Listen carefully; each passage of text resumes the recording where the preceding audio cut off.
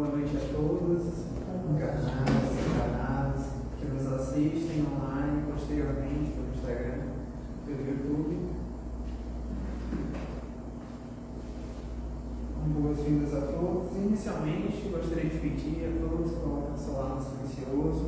Vamos lembrar que o silêncio também é uma prece.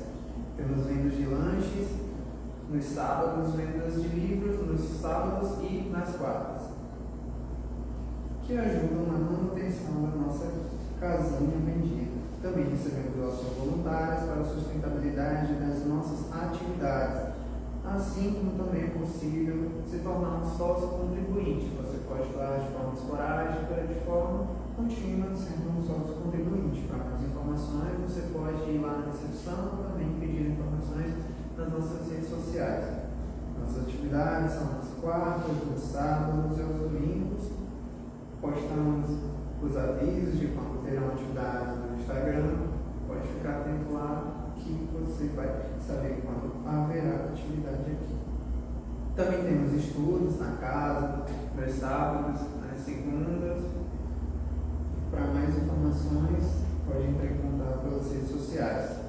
As pessoas que estão em tratamento de passe, lembrar de passar na recepção para confirmar o passe do dia.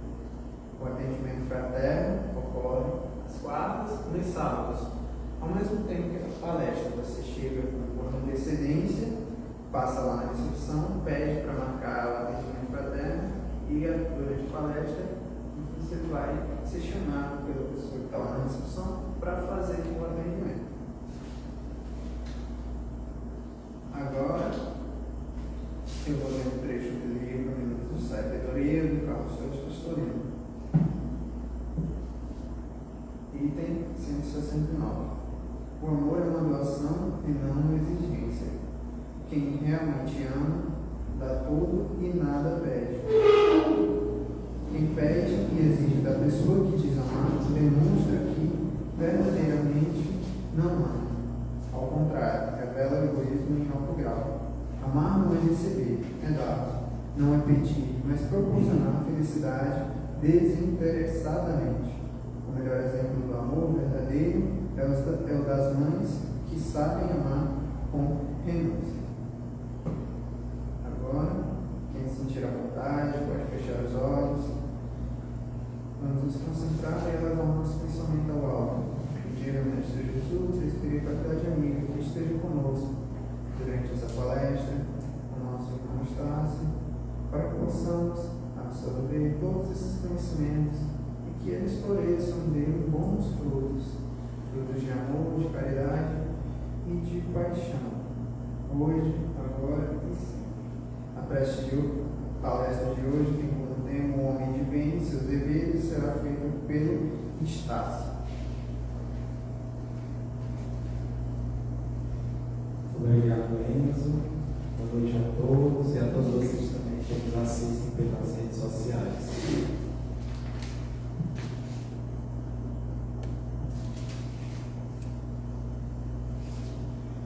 Então, o tema de hoje é algo que a gente almeja um dia chegar, é a perfeição.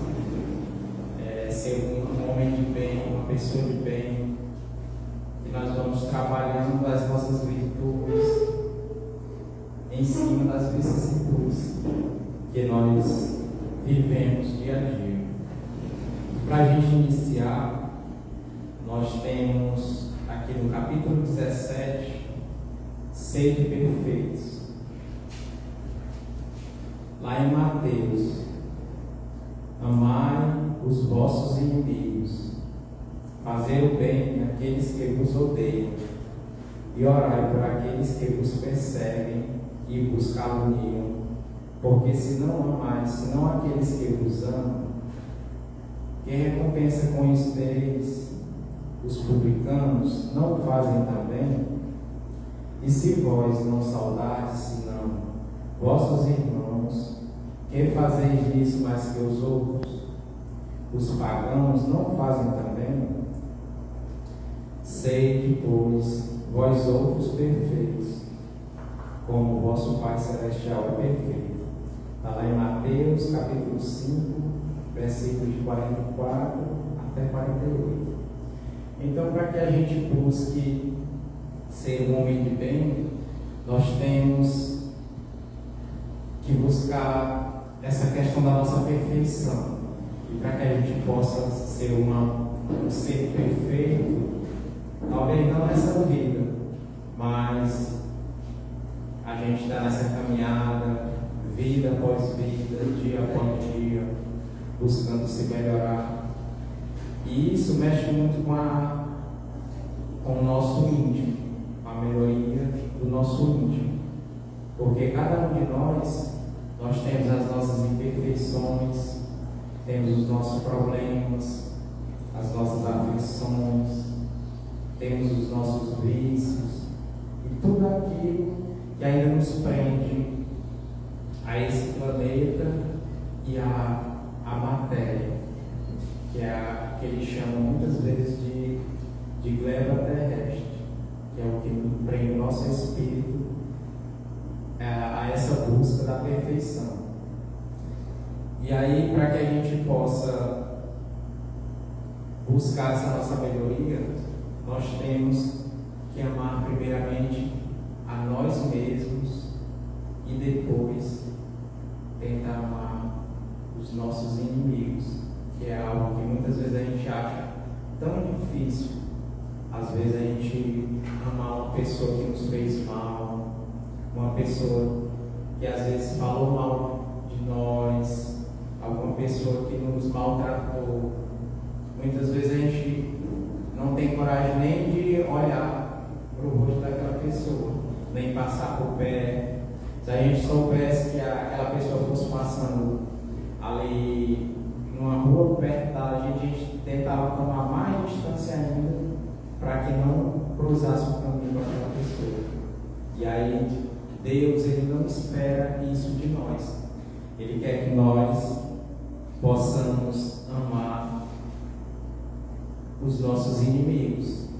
Mas nós que estamos aqui nesse trabalho contínuo, nos estudos, assistindo essas palestras, todos os dias dos trabalhos aqui no Centro Espírita Irmã Sheila, nós compreendemos que nós temos os nossos inimigos de vidas passadas, que são aqueles irmãos, talvez nós não sabemos o que nós fizemos por eles, com eles, e nem o que eles fizeram conosco. Por isso ainda existe essa trégua entre nós e eles, para que a gente possa ter o nosso reajuste. E aí, como a gente já compreende também que esses inimigos de vidas passadas, eles vivem do nosso lado, dentro do nosso lar, estão ali no nosso ciclo, na nossa vivência. E aí a gente pode perceber muitas vezes que no nosso trabalho, ou dentro mesmo do nosso lar, tem aquelas pessoas difíceis a gente lidar, aquela pessoa que não compreende o nosso jeito. Muitas vezes a gente acha que é totalmente diferente de todas aquelas pessoas que a gente convive. E o Evangelho, ele quer que a gente faça, tente amar essas pessoas e não odiar, porque aqui a gente vem nessa vida para somar algo de melhor e não para adquirir mais um inimigo e mais uma conta a ser paga. Porque se nós viemos para cá com uma certa cota de irmãos para ser auxiliados, não necessariamente possam ser seres desencarnados, mas pessoas encarnadas, que é o que está lá, nós vamos ver mais à frente, que está lá no item chamado o dever. E aí muitas vezes nós abdicamos daquele dever que a gente tem para com o próximo. A gente deixa de auxiliar as pessoas aos quais a gente se comprometeu lá no nosso planejamento reencarnatório. Porque quando a gente vai reencarnar, nós fazemos todo aquele relatório daquilo que a gente vem fazer, de quem a gente vai cuidar, se a gente vai constituir família, ter os nossos filhos para que a gente possa cuidar, se a gente não vai ter nenhum filho e vai ter que futuramente cuidar dos nossos pais que vão estar velhos, ou cuidar de algum parente ou amigo que vai estar sob os nossos cuidados. Tudo isso a gente vai colocando nesse planejamento reencarnatório. E aí tem muitas pessoas que acham assim, que vivem essa vida de forma tão sofrida, que muitas vezes a gente vê que tem pessoas que desistem da própria vida, preferem tirar aquela oportunidade que elas têm de se melhorar e buscar algo de pior, que muitas vezes é tirar a própria vida por não conseguir sustentar a cruz ao qual ela se comprometeu. E cada um de nós tem a nossa cruz a carregar para que a gente possa buscar essa nossa perfeição. Aí aqui no item 2, uma vez que Deus possui a perfeição infinita em todas as coisas, esta máxima, sede perfeitos como o vosso Pai Celestial é perfeito, tomado ao pé da letra, pressuporia a possibilidade de atingir a perfeição absoluta. Se fosse dado à criatura ser tão perfeita quanto o Criador, ela tornar-se-ia igual, o que é inadmissível. Mas os homens aos quais Jesus se dirigia não teriam compreendido essa nuance. Ele se limitou a lhes apresentar um modelo que ele disse para se esforçar por alcançar. Então, nós um dia vamos alcançar essa perfeição moral, espiritual, de todas as nossas virtudes. Claro que nós não vamos adquirir a perfeição absoluta, porque só Deus, com sua infinita bondade e superioridade, Ele tem essa perfeição absoluta. Nós iremos adquirir apenas a perfeição relativa. Nós vamos também um dia, como Jesus um dia disse, nós seremos bons assim como Ele e iremos fazer tudo aquilo que Ele fez, que foi o que eles chamaram de milagres. Nós também um dia vamos também poder fazer isso quando a gente chegar à perfeição que Jesus Cristo tem. E aí a gente vê que para que a gente possa adquirir essa perfeição, nós temos que nos espelhar nesse modelo que é Jesus. E aí Deus, Ele nos enviou o seu Filho, e aí como é que o Evangelho nos diz, Ele nos apresentou esse modelo e Ele limitou ele a se adequar ao nosso planeta, porque Jesus ele é de um planeta mais elevadíssimo do que o nosso. E aí ele teve, assim, tem um exemplo, é como se dissesse assim, fosse colocar o sol dentro de uma caixa de fósforo. E aí como é que a gente ia conseguir diminuir aquela luminosidade que a gente não consegue nem olhar direito para colocar dentro da caixa de fósforo? Assim foi a vida de Jesus. Ele teve que se limitar, diminuir o máximo possível para que ele pudesse estar aqui no nosso planeta e nos apresentar o seu Evangelho, para que a gente possa utilizar seu modelo como pessoa, como ser superior a nós, através dos seus ensinamentos. É preciso, pois, entender por essas palavras a perfeição relativa, aquela da qual a humanidade é suscetível e que mais a aproxima da divindade. Em que consiste a perfeição? Jesus disse: amar os inimigos, fazer o bem àqueles que vos odeiam, orar por aqueles que vos perseguem. Ele mostra assim que a essência da perfeição é a caridade em sua mais larga acepção, porque ela implica a prática de todas as outras virtudes. Então, a caridade, ela é como se fosse o ponto-chave de todas as virtudes que a gente tem que adquirir. A paciência, a indulgência, o perdão das ofensas, o orgulho, que é aquilo que nós, uma das chagas, o orgulho, a vaidade e o egoísmo são as 3 chagas que nós carregamos dentro de nós. E aí muitas vezes a gente nem percebe, mas que a gente trabalha todo dia, incansavelmente, nessa busca dessa melhoria. Porque dia após dia a gente vê que tem pessoas que nos testam essas virtudes. Principalmente tem pessoas que se queixam muito na questão da paciência. E aí, se a gente acha que não tem paciência, sempre tem aquele ou aqueles irmãozinhos que estão ali para testar a nossa paciência todo dia ou toda hora, para que a gente possa ir trabalhando. E aí, muitas vezes, a gente vem trabalhar, vamos dizer, 2 ou 3 virtudes nessa vida, e aí a pessoa passa a vida inteira sendo ali como se fosse insultada naquelas virtudes, para que a pessoa possa se melhorar. Se a pessoa é uma pessoa impaciente, aí vai ter aquela pessoa para testar a paciência, para que a pessoa possa conquistar aquela virtude da paciência.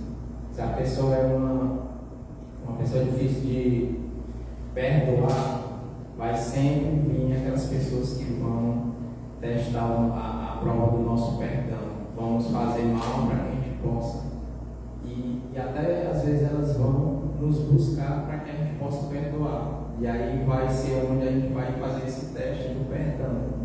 Mas não é o perdão da boca para fora, e sim o perdão que tem que partir do coração, que é o verdadeiro perdão, assim como a caridade também. A caridade verdadeira não é aquela que a gente vê muitas vezes nas redes sociais, as pessoas dando uma cesta básica, às vezes dando dinheiro, comprando tudo que aquela pessoa tem ali naquela venda, e estão ali filmando, mostrando, e muitas vezes ali é uma caridade com interesse, porque se ela está fazendo ali, de certa forma, é um tipo de caridade, porque está auxiliando, mas não é a verdadeira caridade. Ali a pessoa está esperando receber não sei quantos mil likes lá no Instagram, por aquele vídeo, está esperando, porque ele recebendo isso, ele vai ganhar algo de retorno pelas redes sociais.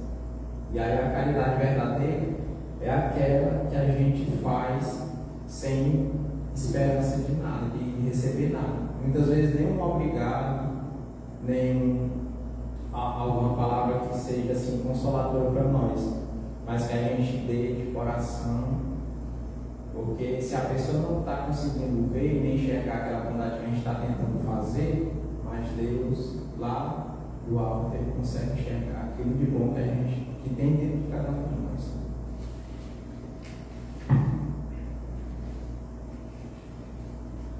E aqui a gente vai adentrar no homem de bem, que é lá no item 3. A gente vai falar um pouquinho das qualidades que foram enumeradas aqui no capítulo 17, para que a gente possa, talvez, através dessas reflexões, a gente tentar melhorar um pouquinho dentro dessa enumeração que tem de qualidades do homem de bem. O verdadeiro homem de bem é aquele que pratica a lei de justiça, de amor e de caridade em sua maior pureza. Se interroga a consciência sobre seus próprios atos. Pergunta a si mesmo se não violou essa lei, se não fez do mal e se fez todo o bem que podia. Se negligenciou voluntariamente uma ocasião de ser útil. Se ninguém tem o que reclamar dele. Enfim, se fez a outra tudo o que queria que eu fizesse para com ele. Então essa daqui é uma das primeiras, é a primeira qualidade que está sendo enfatizado aqui. Aqui a gente pode ter o exemplo de Santo Agostinho. Santo Agostinho, ele nos dá uma forma prática de todos os dias, assim, para a gente fosse deitar, a gente tentar lembrar daquilo que a gente fez durante o dia, durante esse dia que a gente hoje está, e buscar saber o que foi que a gente fez de bom para as pessoas, foi o que a gente fez de ruim, para que a gente possa, no dia de amanhã, aquilo que a gente fez de ruim com aquela pessoa, a gente tentar consertar aquele erro, tentar fazer algo de melhor para ela. E aquilo que a gente fez de bom, a gente tentar melhorar mais ainda, não somente com aquelas pessoas que a gente já fez, mas com outras pessoas, para que aí a gente possa entender esse hábito de estar na prática do bem e errar menos, né, nessa questão da prática do mal. Porque muitas vezes a gente tem pessoas que fazem a prática mais do mal do que do bem. E a gente vê que são aqueles espíritos que ainda estão também, assim como nós, em fase de aprendizado. Só que eles talvez podem ser alguns tipos de espíritos que tenham vindo ainda espírito primitivo, que esteja em nosso meio para aprender conosco os nossos hábitos. Tem fé em Deus, em sua bondade, em sua justiça e em sua sabedoria. Sabe que nada ocorre sem a sua permissão e se submete em todas as coisas à sua vontade. Tem fé no futuro, por isso coloca os bens espirituais acima dos bens temporais. Aqui, o homem de bem, ele tem muitas vezes assim que tem pessoas que são aquelas pessoas que são mais ligadas ao materialismo, elas não necessariamente elas buscam essa parte religiosa. Para elas, muitas vezes elas acham que não existe Deus, não existe ninguém, sabem que existe algo acima deles, que tem uma consciência, que seja uma inteligência acima da inteligência deles.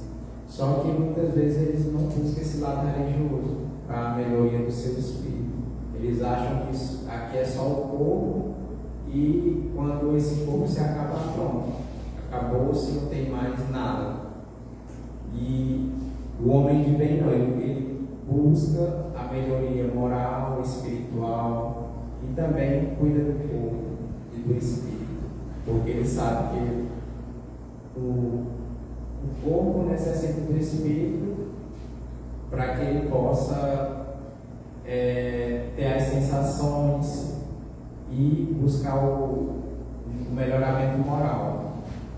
E o espírito ele necessita do corpo apenas para reencarnar, para que a gente possa ter as sensações, sentir as dores físicas e ir trabalhando também nessa questão nossa do melhoramento espiritual.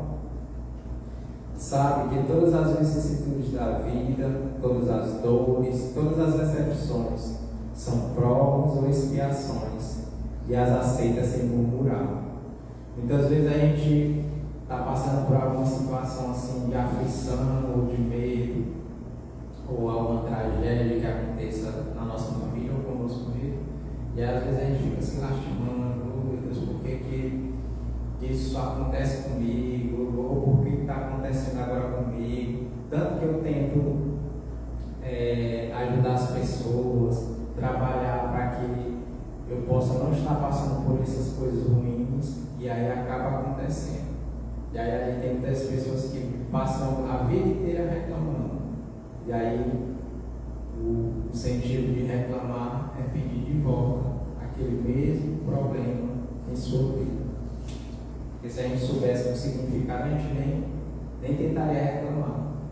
A gente às vezes agradecer a Deus por aquela prova ou expiação que a gente está passando naquele momento, que vai servir de crescimento para nós.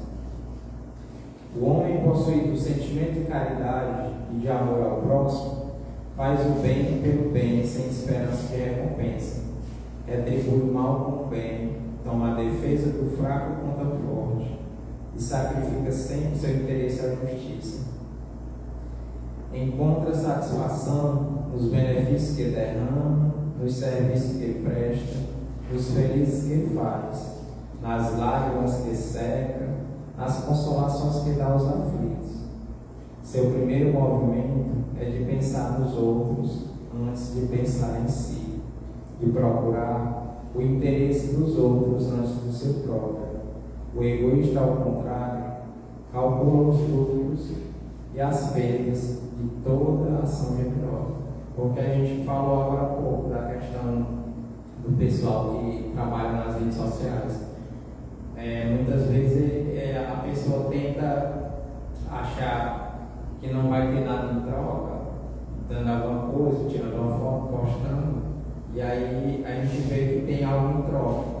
E aí aquela pessoa que pratica a caridade, que ajuda, auxilia uma pessoa, ali muitas vezes assim, sem ser visto, aquela pessoa vai estar praticando a bondade mais do que aquela pessoa que está sendo vista por milhares de pessoas nas redes sociais.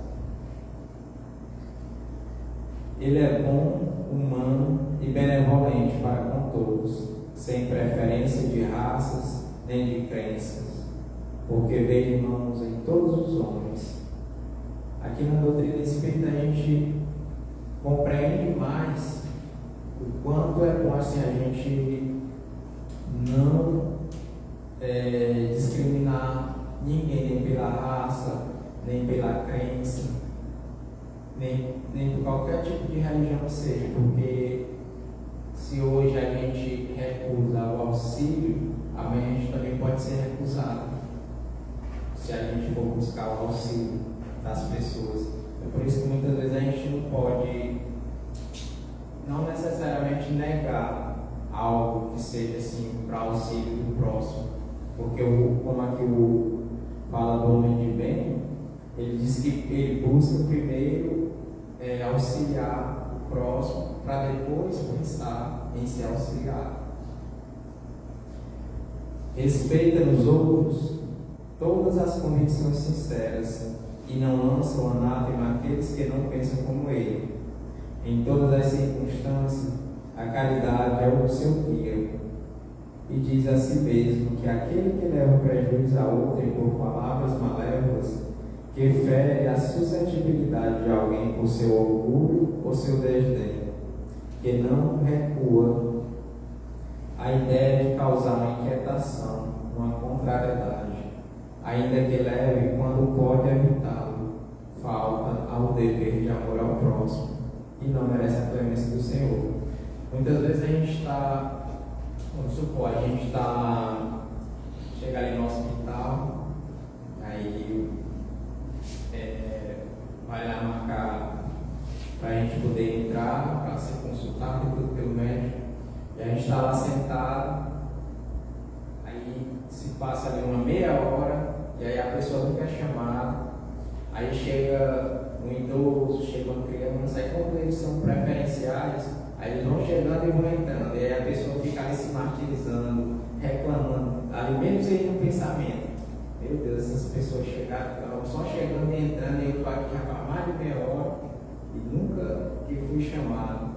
Aí a pessoa às vezes fica reclamando daqui, mas não busca o respeito por as pessoas e pelas prioridades que eles têm. E aí às vezes é só uma questão de bom senso de cada um. Às vezes também acontece numa fila do banco, quando uma loteria, que às vezes tem as preferenciais, e muitas pessoas às vezes não gostam ou reclamam ali mesmo na cara da pessoa, diz alguma palavra de maltrato, assim, com aquele senhor que às vezes chega, uma senhora, porque ele diz assim: eu não sei por que esses velhos vêm, chega aqui qualquer hora, aqui o tamanho que a fila está, e a pessoa só vai chegar e entra e pega o dinheiro e sai ou paga a conta, e a gente que está aqui com 20 minutos em pé e nunca que chega a nossa vez. Aí muitas vezes a gente fica questionando isso, mas a gente não trabalha essa parte do respeito para as pessoas, do respeito pelo próximo. E é isso que o homem de bem tem que trabalhar nele. A questão também do respeito. Não tem ódio, nem rancor, nem desejo de vingança. A exemplo de Jesus, perdoa e esquece as ofensas, e não se lembra senão dos benefícios, porque sabe que ele será perdoado como ele próprio é perdoado.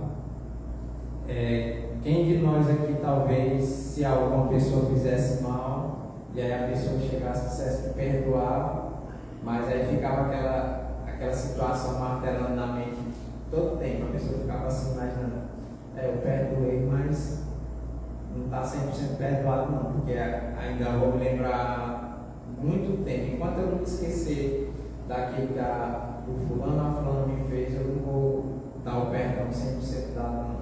Aí a pessoa fica guardando aquilo. Só que aí a outra pessoa pode estar de consciência limpa, porque a pessoa diz assim, não, eu te perdoei. Aí achar que a pessoa está sendo perdoada, sendo que aquela que foi buscar o perdão não deu o perdão verdadeiro, ela é quem vai adoecer de certa forma nessa questão do sentimento. É indulgente para com as fraquezas alheias, porque sabe que ele mesmo tem a necessidade de indulgência e se lembra destas palavras do Cristo: aquele que está sem pecado, que atire a primeira pedra. Essa questão da indulgência é nós, como a gente falou agora há pouco, das prioridades do idoso, da criança, porque um dia nós que ainda somos jovens, um dia nós, se tiver a permissão de Deus, nós chegar à idade do idoso, acima de 60 anos, nós também vamos estar passando por essa mesma situação. E aí, às vezes, a pessoa que é jovem ou é adolescente reclama por conta dessa questão da prioridade e ela não tem um tempo de indulgência, porque a indulgência é a pessoa se colocar no lugar do outro e se imaginar, e se fosse eu que estivesse ali naquela situação e as outras pessoas estivessem reclamando de mim por conta daquilo que está acontecendo, a gente tem que parar para pensar muitas vezes em algumas situações do nosso dia a dia. A gente tem que praticar principalmente essa questão da indulgência, que é algo que muitas vezes é difícil para nós. Não se compraz em procurar os defeitos alheios, nem em colocá-los em evidência. Se a necessidade a isso obriga, procura sempre o bem que pode atenuar o mal. Estuda as suas próprias imperfeições e trabalha sem cessar em combatê-las. Todos os seus esforços tendem a poder dizer a si mesmo no dia de amanhã que há nele alguma coisa de melhor do que na véspera. Então, a exemplo de Santo Agostinho, nós temos sempre que tentar fazer essa reflexão todos os dias, para que a gente possa tentar se melhorar dia após dia, desde que a gente vai errando todos os dias, em alguma coisa, em outra, a gente vai tentando buscar sempre se consertar em alguma coisa que a gente fez de errado, porque um dia nós iremos ser seres perfeitos. Não procura fazer valorizar nem seu espírito nem seus talentos às expensas de outrem. Aproveita, ao contrário, todas as ocasiões para ressaltar as vontades dos outros. Não se empaidece nem com a fortuna, nem com as vontades pessoais, porque sabe que tudo que lhe foi dado pode ser retirado. O homem de bem, ele pode estar em qualquer meio social, ele pode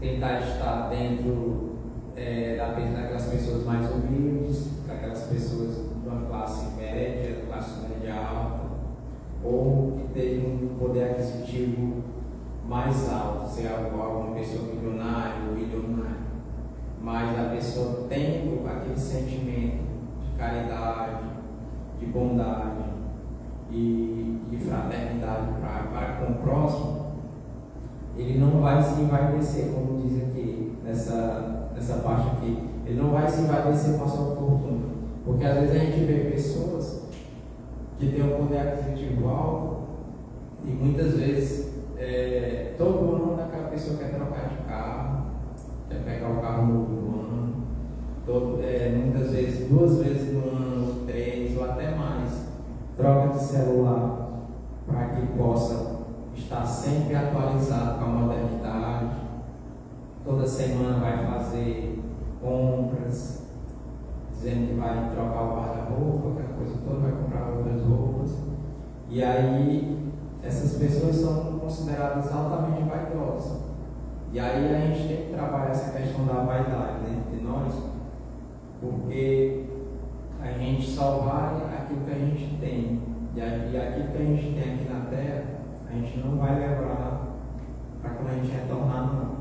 E aí o que adianta a gente acumular várias coisas materiais dentro do nosso lar, se a gente não acumular as riquezas que são necessárias para o nosso retorno, que são as virtudes que a gente tem que trabalhar aqui. Usa, mas não abusa dos bens que eles são concedidos, porque sabe que é um depósito do qual deverá prestar contas, e que o emprego, o mais prejudicial para si mesmo, é de fazê-lo servir à satisfação de suas paixões. Muitas pessoas, às vezes, usam dessa questão da superioridade. Muitas pessoas vêm com aquela missão de comandar e alguns de ser comandado. E aí muitas pessoas se utilizam dessa parte do comando para seus próprios prazeres, assim, de estar ali. Tem tantas pessoas sobre seu comando. E aí muitas vezes a pessoa pega aquelas pessoas que estão ali inferiores a ela para fazer algo que não está dentro do padrão daquilo que a pessoa tem que fazer. E aí faz em melhoria dela, daquela pessoa que está no comando, e não naquele trabalho que é o que tem que ser feito. E aí, como aqui o Evangelho nos fala, que algo que é nos dado, principalmente essa questão da superioridade, ou bens materiais, assim como a fortuna, Deus ele nos dá, mas quando ele vê nós estamos utilizando de forma errada, ele pode nos tirar. E aí muitas vezes a gente perde alguma coisa material e aí a gente se questiona por que a gente perdeu, ou aquilo foi roubado, ou por que foi tirado isso de mim, sendo que a gente está utilizando de forma incorreta. E aí Deus ele percebe e vê tudo aquilo em nós que ele vê que está muito errado, fora do caminho ao qual a gente prescreveu para percorrer aqui na terra. O homem de bem, enfim, respeita seus semelhantes, todos os direitos dados pelas leis da natureza, como gostaria que fossem respeitados. Esta não é a enumeração de todas as qualidades que distinguem o homem de bem, mas todo aquele que se esforça em possuí-las está no caminho que conduz a todas as outras. Então essas são algumas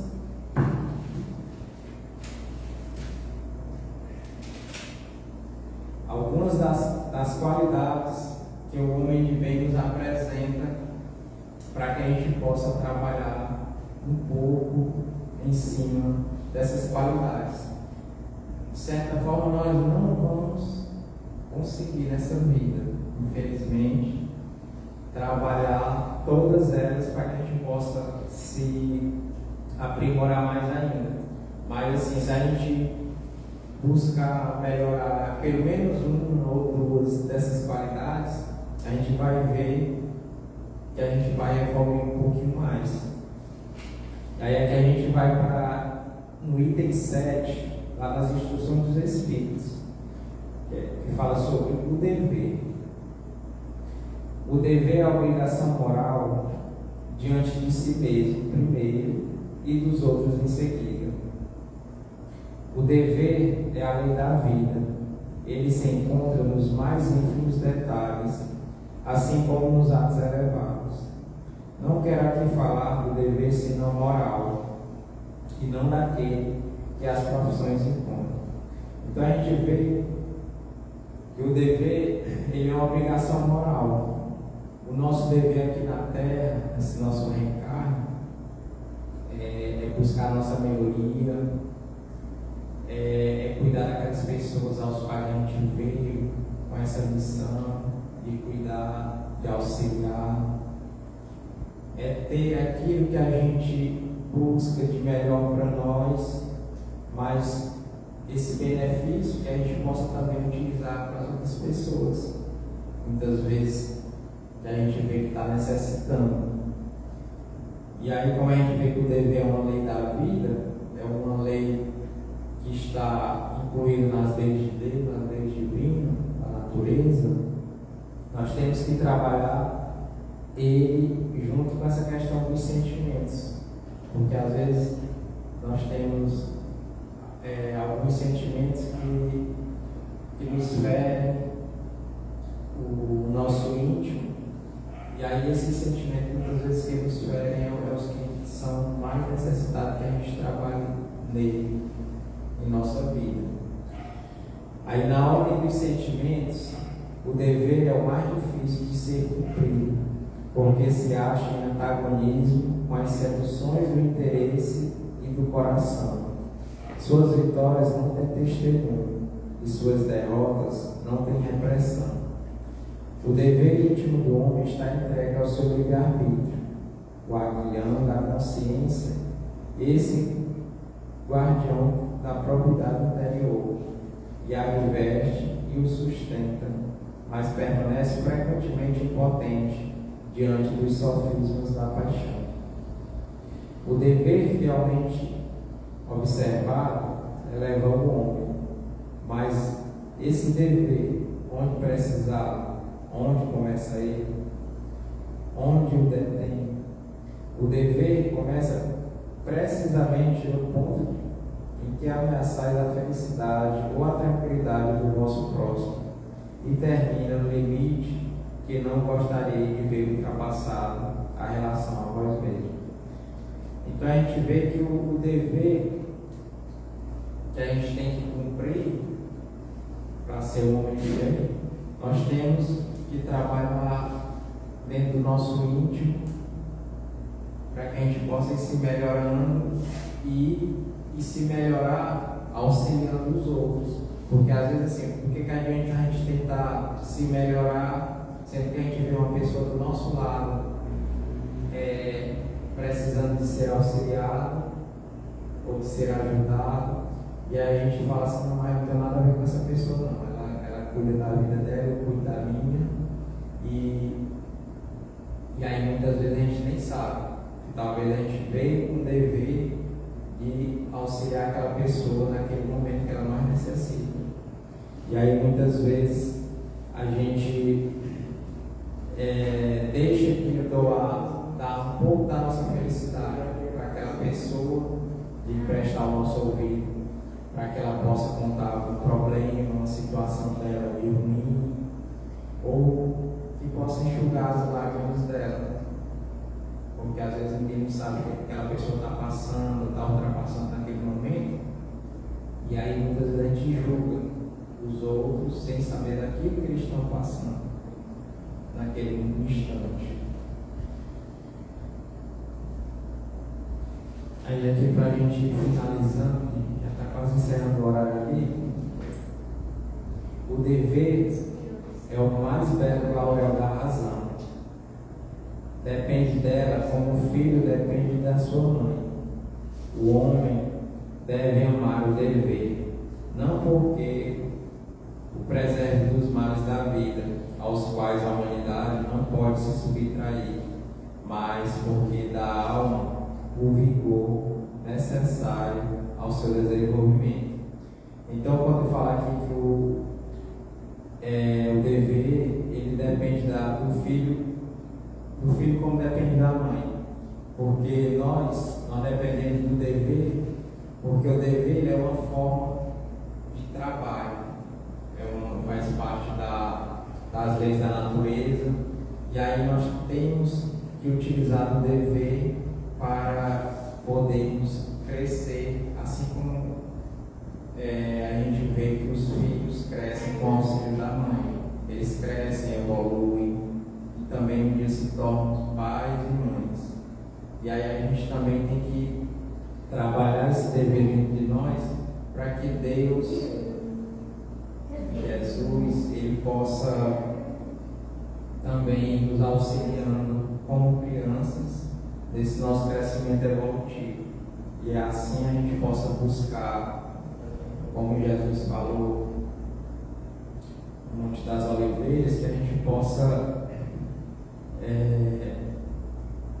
buscar praticar o nosso dever, assim como Ele praticou o dever dele aqui na terra. Para a gente, assim, a gente acha que foi bem doloroso o fim da sua reencarnação na terra, mas aquilo era o dever dele, era a missão dele na terra, nos ensinar, trazer os ensinamentos do Evangelho e buscar auxiliar todas aquelas pessoas que ele auxiliou, não somente na questão dos milagres, mas também com todo o seu Evangelho que ele praticou na caminhada dele de 33 anos, e que a gente possa buscar em cada um de nós essa melhoria para que a gente possa um dia ser um homem de bem nessa nossa caminhada.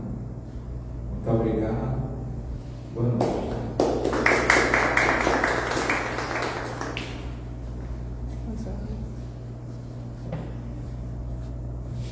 Então, vocês que estão nos assistindo pelas redes sociais, o passe vai ser colocado o link nas redes sociais e nós vamos fazer agora a nossa prece final. Vamos fechar nossos olhos, vamos rogar ao Mestre Jesus e aos bons Espíritos que nos acompanham nesse momento, que eles possam derramar sobre nós a luz bendita do Cristo, nos dando a luz e a paz, conforme as necessidades de cada um de nós. Que Ele possa, através do seu Evangelho, nos burilar todos os dias de nossa vida, para que a gente possa buscar o nosso crescimento moral e espiritual diante das situações boas ou ruins que acontecem em nossa vida. Mestre Jesus, nos proteja, nos guarde, nos dê uma noite reparadora de sono, que a gente possa, durante todos esses dias, buscar nosso melhoramento através das outras pessoas que encontramos nessa nossa caminhada. Que assim seja, graças a Deus.